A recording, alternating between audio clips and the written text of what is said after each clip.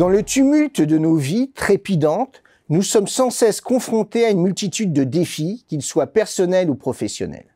La gestion du stress, la maîtrise de nos émotions et la prise de décisions judicieuses sont des compétences essentielles pour réussir et se développer.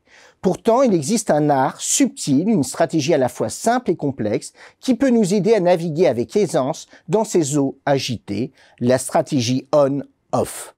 Prenez une minute. Imaginez-vous en train de décompresser après une journée bien chargée.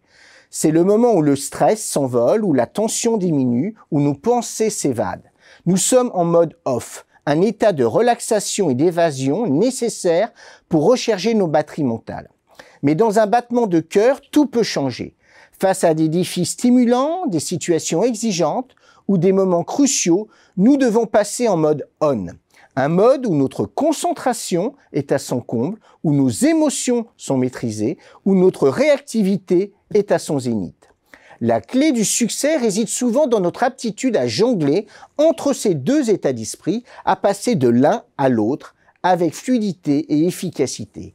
Il s'agit non seulement de savoir quand se détendre et quand être alerte, mais aussi comment faire cette transition de manière fluide. Pour maîtriser la stratégie on-off, l'efficacité n'est pas ici seulement une compétence. Elle demande une forte connaissance de soi et de la discipline pour naviguer efficacement entre ces deux modes. Elle nécessite souvent une transition fluide et efficace entre ces deux états d'esprit opposés mais complémentaires, chacun ayant un rôle prépondérant. Nous proposons un ensemble d'étapes pour réussir cette transition.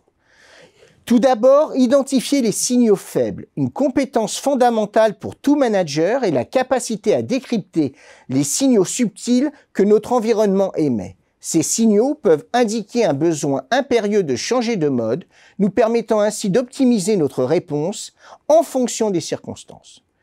D'autre part, évaluer les moments clés, la reconnaissance des moments opportuns pour un passage en mode off en vue de se régénérer ou un passage en mode on afin d'intervenir est essentiel. Cette évaluation consciente facilite une transition harmonieuse et efficace entre les deux états. Autre point, s'entraîner mentalement.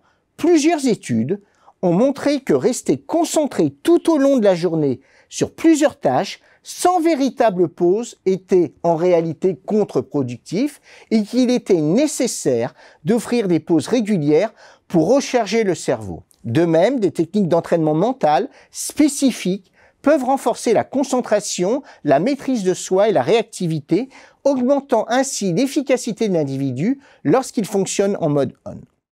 De plus, développer sa flexibilité mentale. La rigidité mentale entrave l'inefficacité. Savoir adapter son état d'esprit aux exigences de la situation est crucial pour réussir la transition on-off. L'adaptabilité mentale, plus qu'une simple compétence, est donc un outil fondamental qui permet de naviguer avec aisance et dextérité à travers les courants changeants de notre environnement professionnel. La stratégie on-off se présente donc comme un rempart contre l'apathie et l'inertie. Elle est un catalyseur d'efficacité et de bien-être dans notre monde en constante évolution. Bien qu'exigeante, cette approche confortée par la pratique et une bonne discipline peut ainsi se révéler un atout puissant pour l'optimisation de nos actions.